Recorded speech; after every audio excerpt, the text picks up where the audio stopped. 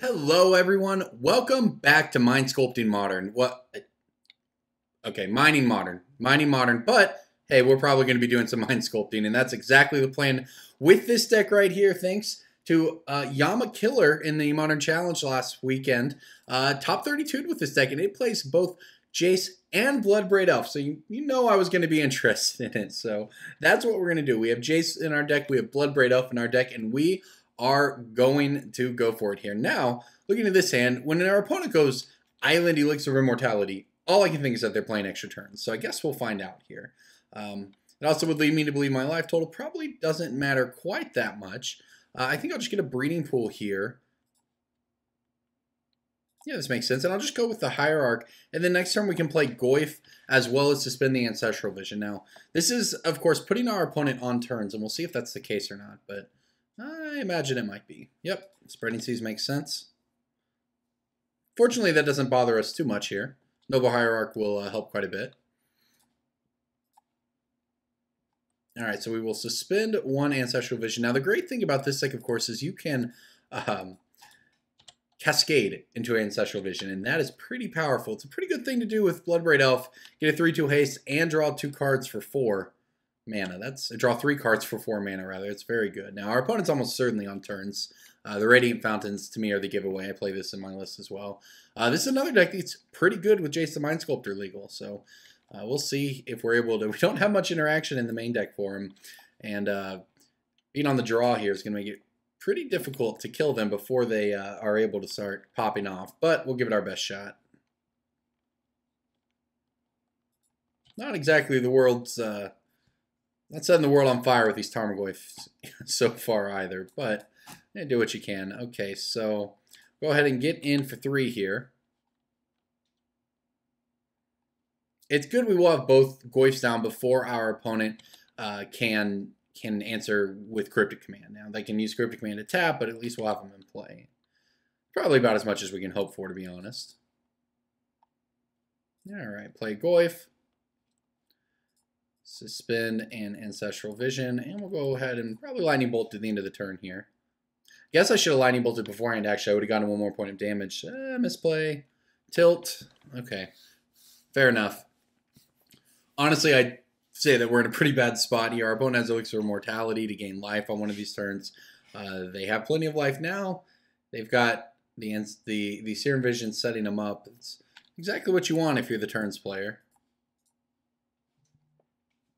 Yeah, we'll see if we can crash in for 6 here. We'll get to these Ancestral Visions eventually. You know what? That's not a bad one. We're going to go ahead and crash in for 6 here. Put our opponent down to 10. Unfortunately, Sword of Light and Shadow does not make the next turn any faster. Doesn't actually change the clock. If we get it onto 1, we'll still only be coming in for 8 damage. If there was Fire and Ice, it would actually represent lethal. Oh, we've been sent a message. Okay. My man, he says. All right. I like it. This is a sweet one. I won't lie. This deck, the top 32 Modern Challenge, is pretty sweet. And you know what? We're doing okay here. Our opponent doesn't... They might have Cryptic. They do not have...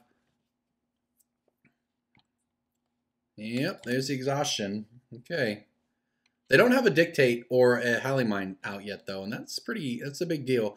And with these Ancestral Vision coming off suspend, not the end of the world for us.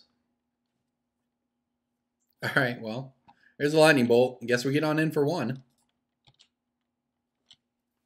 Put our opponent down to 9, and we'll see if they're able to kill us or keep themselves alive here.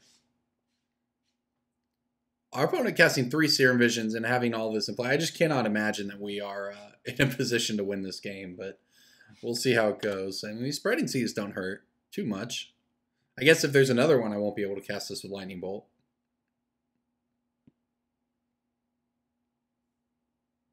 Yeah, it means my opponent isn't taking a turn here, so they're down to 4 cards in hand. I believe we get a draw on this turn. Yeah, the problem for us, of course, is we don't have any counterspells to draw into. All right, so I'm going to play the Raging Ravine here.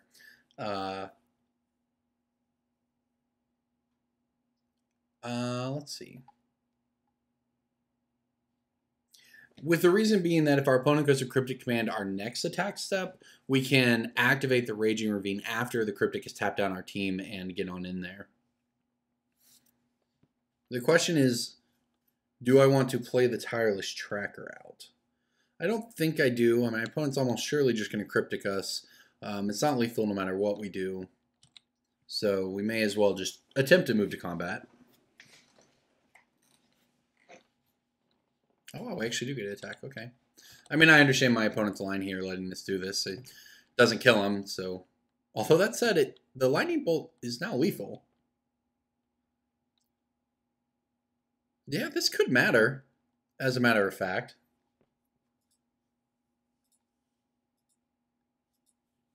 All right, I'm going to play the Tireless Tracker. If my opponent...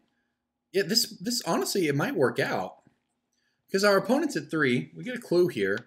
If they try to do anything with his mana, if they try to flash in a Dictate, or even if they try to crack the Elixir of Immortality, we get a Lightning Bolt them to death.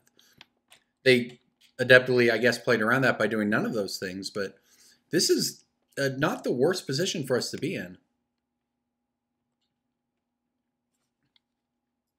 We'll see what happens here, though. You know, interestingly, a third Spreading Seas on our Spiral now. That should be pretty rough. Oh my gosh, we're going to win. This is not going to get us. This becomes a Temporal Mastery or something, and we're just going to Lightning Bolt our opponent to death. Temporal Trespass, I like it. Wow, I did not expect to pick up game 1 right there. Okay, well, I assume this is going to work anyways. Yeah, we did it. All right, I didn't...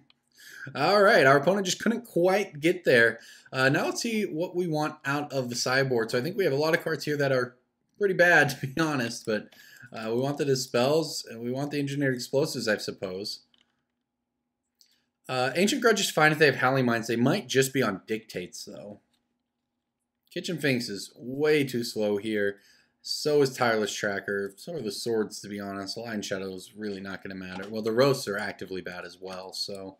Turns out we have a ton of terrible cards in this matchup. I guess we want Grafdigger's Cage just because we have so many bad cards in the first place.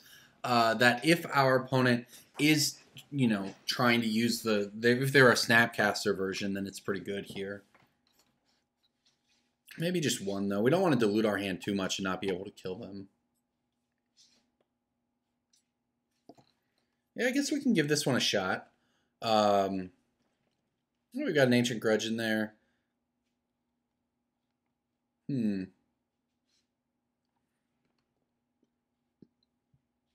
Alright, maybe we just don't mess around with the cage. We'll just have the Dispels, Engineered Explosives, which we can set to 2 or 3 to deal with Howling Minds or Dictate of Krufix. We'll see here. Picking up game 1, though, before we had... Okay, well. Bloodbraid Elf, you say? Do I keep it on principle? That's the question. I'm not going to. I want to, though, but I won't. I do have to keep this one, though. And we just need to find a land here. We have... This is the greatest, so I'm in. I suppose I want that. Because the reason being, we're just going to be playing out these Tarmogoyfs anyway, so... Missing our second land doesn't honestly matter. It matters in the sense that we're not immediately going to slam Jace, but we wouldn't be slamming Jace until the turn that the Ancestral Vision comes off anyways. So, I mean, that said, if we don't draw land, we won't even really be suspending it because we'll be playing Tarmogoyfs, but yeah, we'll see. Maybe I should have just bottomed it. No, that's not a great one. All right, we'll go ahead and play out a Tarmogoyf here. Yeah, maybe this was bad. On the other hand, just having the Ancestral Vision in hand when we do get to Jace means we can Brainstorm it back on top and then cast this Bloodbraid Elf. Just need to find some mana. These are unfortunately not... Oh my gosh, alright. Well, we're both on the one-landers, I guess. Fortunately, I'm very skillful and drew out of it first. Alright, we'll get in for 2. Tarmogoyf setting the world on fire here. Best 2-drop ever, am I right? Alright. Another Tarmogoyf arrives, and here is the Ancestral Vision. Now we'll pass the turn back. Now this is great because if we hit a land that provides red mana, we can cast Bloodbraid Elf, and if we hit any untapped land, we can cast Jace. Not exactly, but not bad either. I'll go ahead and do this. Do another Ancestral. I definitely don't want that one. Honestly, I don't want the Tarmogoyf either.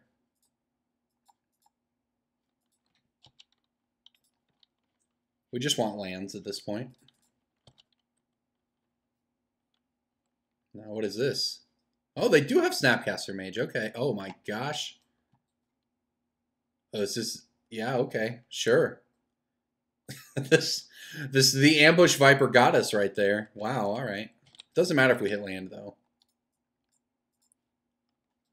Alright, we will see what this draw step is. If it's a land, we're in a pretty good spot, I think.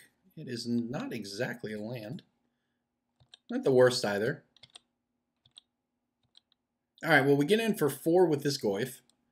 Put our opponent to 13, and the turn sec has to have lands to function, so, you know, they're gated not so much by cards in hand, but by how much mana they have available, and our opponent just not hitting their third land here is pretty terrible for them. I'm really curious what hand they kept on a one-lander here on the play. Alright, well, I cannot cast Bloodbraid Elf to get in for the attack here, but I can play Jace the Mind Sculptor for the first time in Modern for myself. Never played Jace in Modern before. Let's give it a shot. No guarantee this works, of course. Our opponent, and in some ways, might be helping our opponent if they have a man, but it looks like they do not. I think I might Fate Seal, to be honest. Nope. You can keep that Howling Mind, friend.